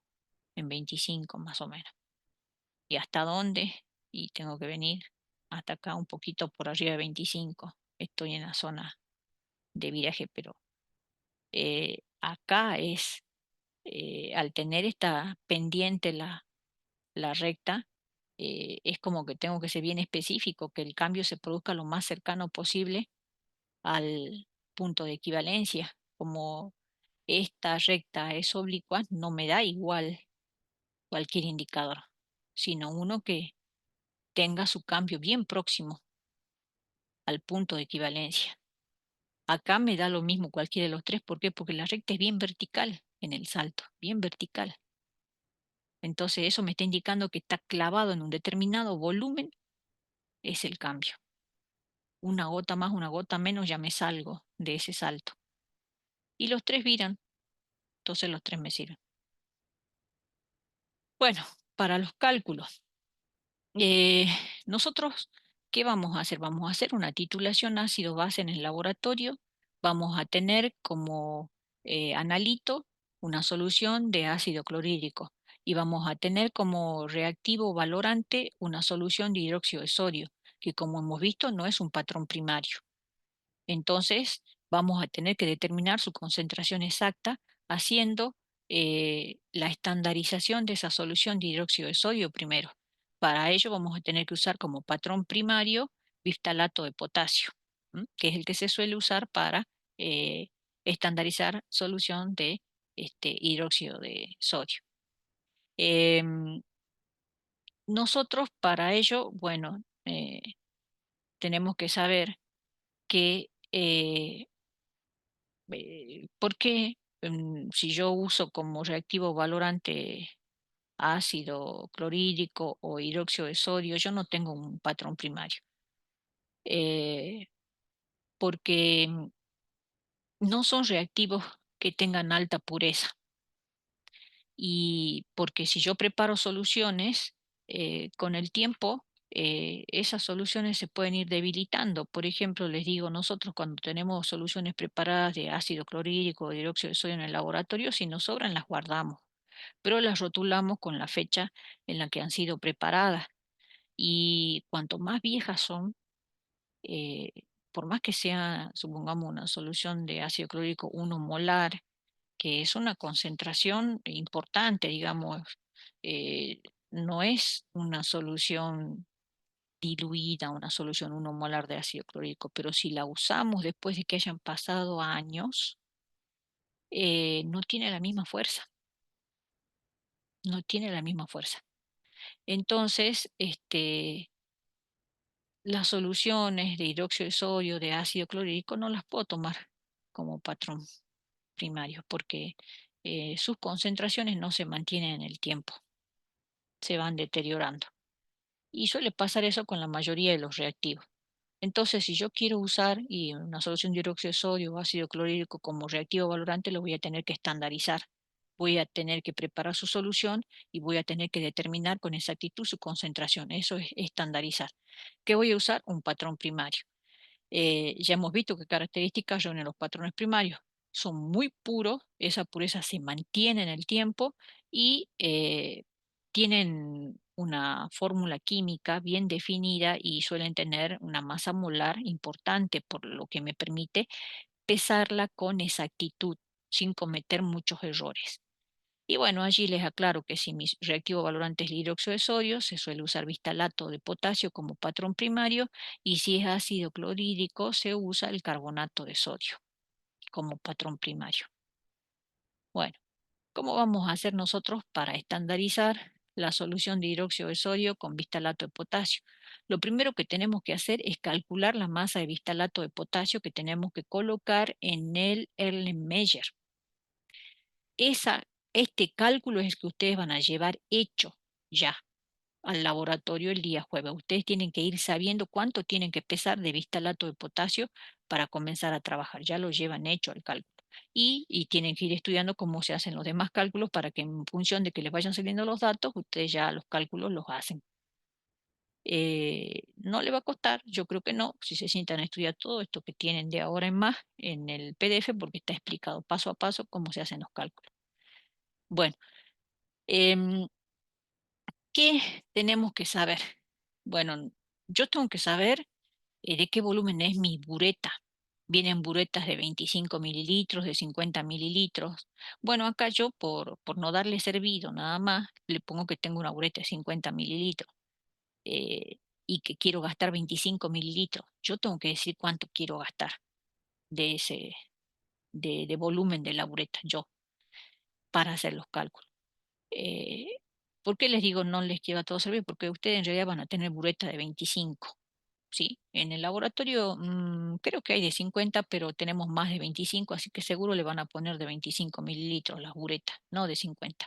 Entonces ustedes no van a decidir que van a gastar 25 mililitros de una bureta de 25 mililitros, o sea, dejarla vacía, no. Ustedes van a elegir menos y ya les voy a aclarar cómo es que queda definido en cierta manera ese volumen. Em, bueno, supongamos que tengo bureta de 50 mililitros y yo elijo que quiero gastar 25. Con ese dato y la concentración de mi reactivo valorante, que va a ser hidróxido de sodio, supongamos yo la preparo ya la solución de determinada concentración, 0,05 molar es la solución de hidróxido de sodio. Vamos a calcular cuánto necesito pesar de bistalato de potasio para estandarizar esa solución. Bueno, yo conozco cuánto quiero gastar de hidróxido de sodio. Dijimos, como tengo una bureta de 50, quiero gastar 25 mililitros. Eh, Conozco la molaridad supuesta del hidróxido de sodio, que es 0,05 molar. Sabemos que esta no es precisa. Y entonces con estos datos yo voy a poder determinar cuántos moles de hidróxido de sodio voy a agregar el bistalato, porque estoy diciendo cuánto voy a gastar y conozco la concentración, puedo calcular los moles de hidróxido de sodio que voy a agregar. Tengo que conocer la reacción entre el hidróxido de sodio y el bistalato de potasio, para que por estequiometría Si yo conozco los moles de hidróxido de sodio que voy a agregar, voy a saber automáticamente los moles de bistalato que van a reaccionar desde la estequiometría. Como conozco la fórmula del bistalato, puedo sacar la masa molar del bistalato. Entonces, esos moles con la masa molar de bistalato me van a permitir calcular entonces los gramos de bistalato que yo voy a tener que pesar. Ese sería mi esquema de cálculo de la masa del bistalato, o sea, de mi patrón primario que yo tengo que calcular. Entonces, veamos acá con el ejemplo para que se quede más claro. Entonces, yo quiero gastar 25 mililitros del volumen de la probeta, digamos, de la bureta. Lo paso al litro. Al litro es 0,025 litros. Ese es el volumen de reactivo valorante que voy a gastar. La molaridad, o sea, la concentración de mi solución de hidróxido de sodio me da los moles por unidad de volumen del agente valorante. Entonces, si de acá yo despejo los moles de hidróxido de sodio va a ser igual a la molaridad por el volumen que voy a gastar. La molaridad del hidróxido de sodio la conozco porque yo preparé la solución de hidróxido de sodio, es 0,05. Eso, recuerden que es una molaridad aproximada que después yo voy a determinar con exactitud. Teóricamente es 0,05 molar. Y digo, voy a gastar 25 mililitros, o sea, 0,025. Tienen que pasar sí o sí al litro, por la unidad de molaridad. Entonces, quiere decir que si yo gasto los 25 mililitros, los moles de hidróxido de sodio que tengo en el reactivo valorante o que he agregado para titular es 1,25 por 10 a la menos 3 moles de hidróxido de sodio. La reacción entre el bistalato que tiene esta fórmula, que es la estructural y acá tienen la fórmula molecular del bistalato, con el hidróxido de sodio es cualquiera de estas dos. Pero de esas fórmulas, de esas ecuaciones, se infiere que un mol de bistalato reacciona con un mol de hidróxido de sodio, ¿sí? Eso me dice la estequiometría. Y como conozco la fórmula, conozco la masa molar del bistalato. Esta es la masa molar del bistalato. Entonces, de la ecuación sale que un mol de bistalato reacciona con un mol de hidróxido de sodio. Entonces, si yo agregué 1,25 por 10 a la menos 3 mol de hidróxido de sodio, quiere decir que esos moles tengo de bistalato. 1,25 por 10 a la menos 3 mol. ¿Por qué? Porque la reacción es mol a mol. Y yo acá calculé que he agregado estos moles de hidróxido de sodio si yo gasto 25 mililitros. Bueno, conozco ya los moles de bistalato. Como conozco la masa molar del bistalato, esta M que hice así con colita es masa molar. La M recta es concentración. Miren la diferencia para que no se confundan. Concentración es la M mayúscula directamente. Y esta especie de mu más que M es masa molar, para diferenciarla bien. Entonces, masa molar es igual a, por definición, del número de moles. Recuerden que el número de moles es masa sobre masa molar. Despejando masa molar me queda que es igual a la masa sobre el número de moles. De acá despejo la masa. Los números de moles bistalato ya los conozco porque son iguales a los de hidróxido de sodio. Por la masa molar de bistalato la conozco porque conozco la fórmula del bistalato. Entonces calculo la masa de bistalato y es 0,2553 gramos de bistalato que tengo en el Erlenmeyer para que yo gaste 25 mililitros de la bureta. Entonces, de esa manera yo determino cuánto tengo que pesar de bistalato. O sea, yo impuse que quiero gastar determinado volumen de reactivo valorante y con esa imposición que yo hago, estoy determinando según la estequiometría cuánto tendría que pesar de bistalato para que yo gaste ese volumen. ¿Se entiende? Sí, Se- profe.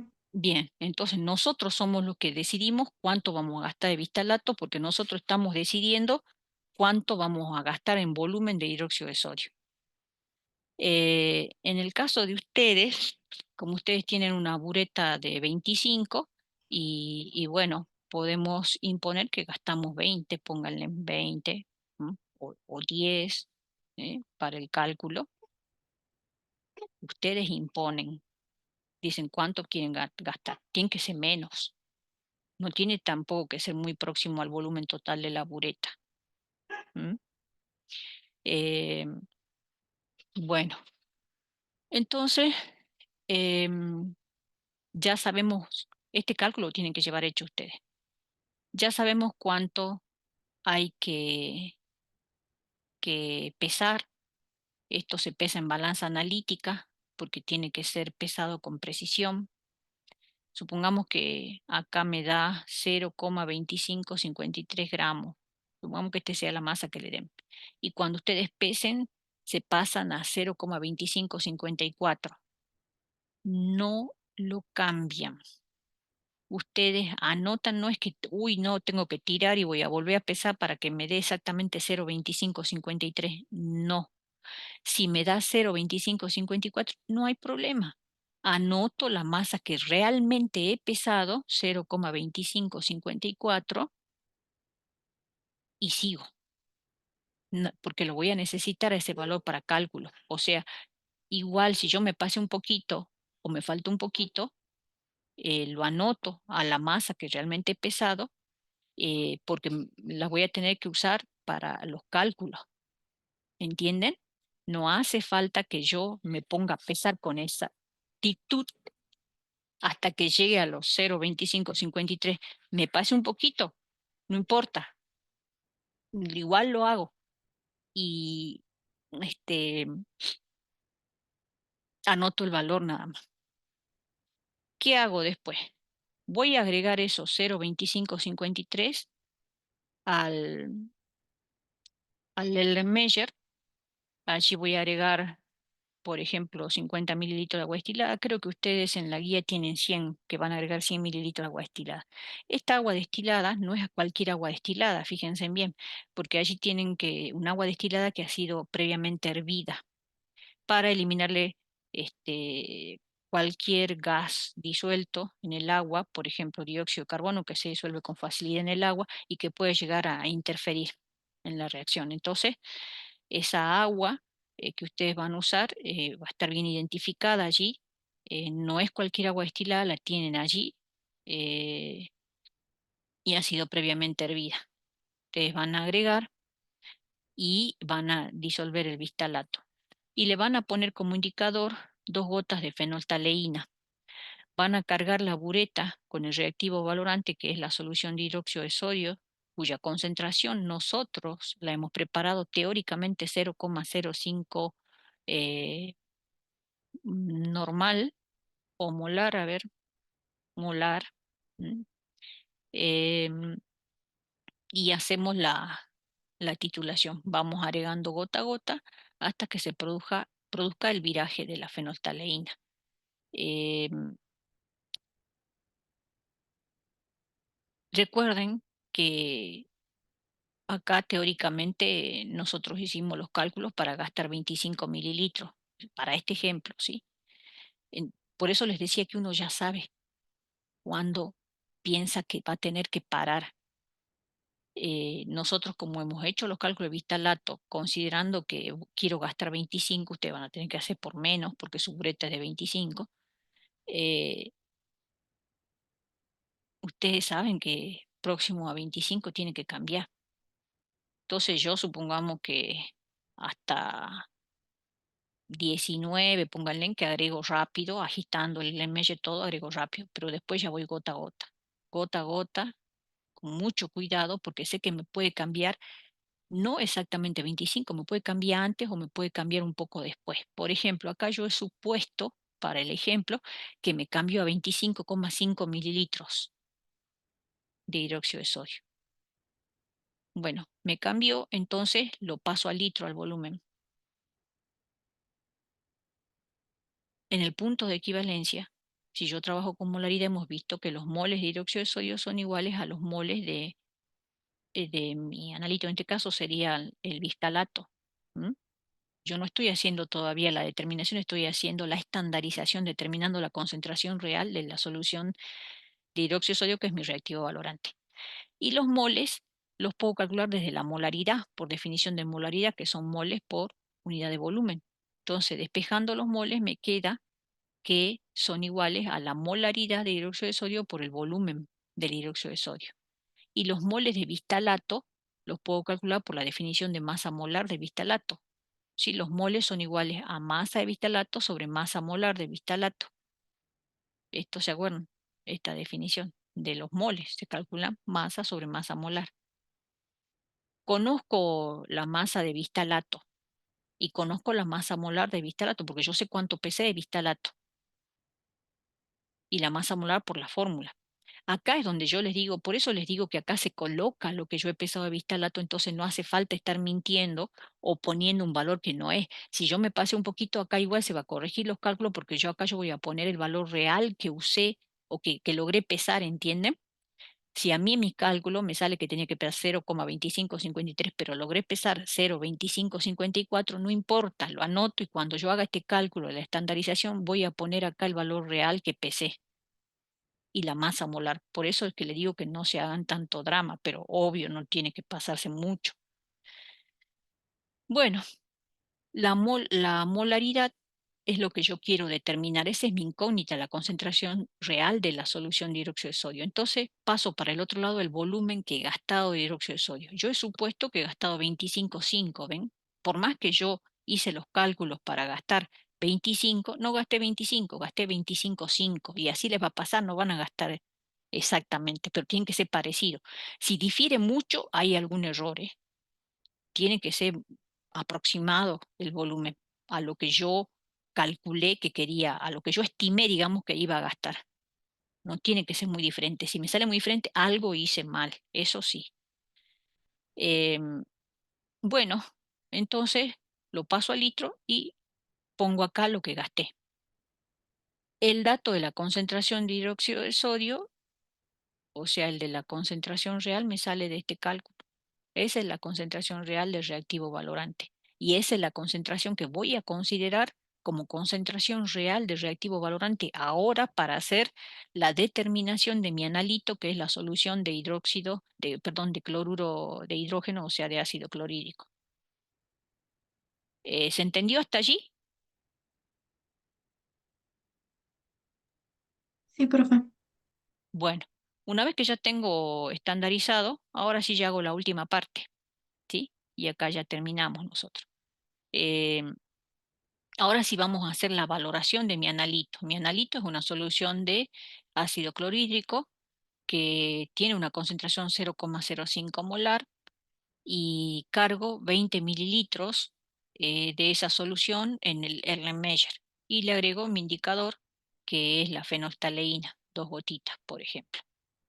Cargo en la bureta mi reactivo valorante que lo he estandarizado con bistalato de potasio y la concentración que le considero ahora al hidróxido de sodio no es los 0,05 molar que yo creía que era porque lo preparé con esa concentración. Ahora tomo como concentración la que he calculado en el paso anterior haciendo la estandarización con el bistalato de potasio. ¿Sí? Bueno, y procedo a hacer la valoración. La reacción que se lleva a cabo eh, acá, ¿cuánto debería gastar? A ver,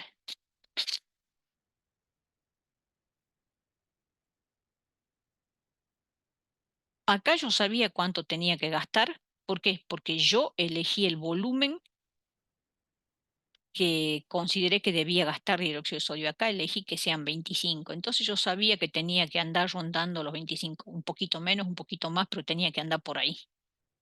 Y acá yo también puedo saber cuánto tengo que gastar, pero ya no sale de ahí. A ver quién se da cuenta.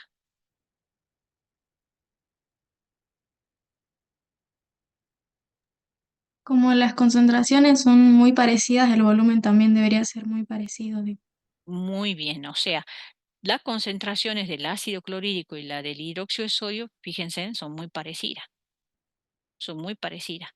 Y como coloqué 20 mililitros de la solución de ácido clorhídrico, debería gastar aproximadamente 20. ¿M? ¿Y de dónde viene eso? De que como estoy trabajando con molaridad, los moles de analito tienen que ser iguales a los moles de reactivo valorante en el punto de equivalencia. Y esa condición hace que, como los moles de analito son iguales a los moles de mi reactivo valorante, los moles sabemos que son iguales, si trabajo con molaridad, a la concentración por volumen. Concentración por volumen, nada más que esto sería de analito y esto sería de reactivo valorante. Entonces, como mi analito conozco el volumen que es 20 y esto es 0,05 y acá la concentración es muy parecida, 0,049. Para que esto sea igual a esto, el volumen tiene que ser aproximadamente igual, ¿sí? De ahí sale entonces que me puedo dar cuenta de cuánto debería gastar, pero no me tengo que confiar porque, bueno, se supone que me tienen que haber preparado bien o he preparado bien con esta concentración. Lo que pasa es que como no son concentraciones exactas, sé que no va a ser exactamente 20, va a ser parecido, nada más. Bueno, la reacción que se produce es ácido clorhídrico más hidróxido de sodio, es una reacción de neutralización, produce cloruro de sodio más agua. ¿Cuánto vale el pH en el punto de equivalencia acá? Si la sal formada es cloruro de sodio que no hidroliza. 7. 7, vale 7 el pH. Bueno, el punto final lo va a indicar el cambio de color del indicador, la fenolftaleína vira de incolora, o sea, cuando yo le agrego acá la solución de ácido, la 2-gota-fenolftaleína, está incolora. Es incolora la solución de ácido clorhídrico y le agrego la fenolftaleína, está incolora.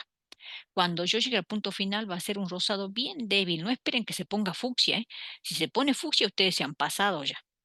Tiene que estar levemente rosadito, pero no desaparecer. O sea, le agregan gota, comienza a virar, sigo agitando. Le agrego otra gotita, comienza a virar, sigo, si no se pierde el color rosadito, ya paro. Tiene que permanecer el cambio de color para que yo frene el agregado de valorante, pero tiene que ser un rosado débil, bien clarito. Bueno, se toma el dato del volumen una vez que ya he llegado y, por ejemplo, supongo que he gastado 19,9 mililitros. Miren, ¿por qué les digo que tienen que ir gota a gota cuando estoy próximo al volumen que yo estimo que voy a gastar? ¿Mm? 19,9. Entonces, desde el dato de la molaridad del hidróxido de sodio, yo sé que por definición son los moles de hidróxido de sodio por volumen en litro. Entonces, despejo los números de mole igual a la concentración de hidróxido de sodio por el volumen. Entonces, los moles de hidróxido de sodio que yo he agregado para hacer la titulación del ácido, los calculo multiplicando la concentración real del hidróxido de sodio por el volumen que he agregado en litro. ¿Mm? ¿Por qué lo pongo en litro? Porque por definición de molaridad el volumen está en litro. Entonces, de esa manera tengo los moles de hidróxido de sodio que he agregado para producir el cambio de coloración de la fenolftaleína, o sea, en el punto de equivalencia. De la ecuación sale que un mol de ácido clorhídrico reacciona con un mol de hidróxido de sodio, de la estequiometría de la reacción. Entonces yo sé que los moles que ha agregado hidróxido de sodio coinciden con los moles de ácido clorhídrico que han reaccionado. Entonces calculo la concentración del ácido, que es igual a la relación entre los moles y el volumen del ácido clorhídrico. En el vaso de precipitado puse 20 mililitros, así lo dice acá, 20 mililitros. Pasado a litro sería 0,020 litros. Y tengo los moles de ácido clorhídrico que coinciden con los dióxidos de sodio porque la reacción es mol a mol. De esa manera calculo la concentración de la solución. Esta sería una forma. Otra forma sería directamente por la definición de que en el punto de equivalencia los moles de mi reactivo valorante son iguales a los moles de mi analito. O sea, volumen por concentración de ácido igual a volumen por concentración de base. Despejo la concentración del ácido Entonces me queda igual a la concentración de la base por el volumen gastado de la base sobre el volumen que he cargado del ácido en el vaso, en el Erlenmeyer, perdón. Entonces hago esa relación y me da esa concentración de mi analito, que bueno, coincide con lo que he calculado acá. Pueden hacerlo de las dos formas. Y ven que la concentración no es igual a la de la base, pero se parece mucho. Por eso es que no cambió exactamente a los 20 mililitros, sino a los 19,9. Bueno, ¿se entendió? Sí, profe. Bueno, acá tienen todo, o sea, para sentarse a repasarlo y llevar hecho el cálculo, ¿sí? Esto, si quieren, ustedes ya háganse su esquemita de cómo hacen los cálculos, cosa que lo puedan hacer más rápido. La idea es que ustedes este cálculo de cuánto tienen que pesar de vistalato ya lo lleven hecho, ¿m? Ya lo lleven hecho. Si quieren, hagan el cálculo para gastar 20, por ejemplo, 20, ¿m? O 10, 10 mililitros, por ejemplo, puede ser también, ¿m?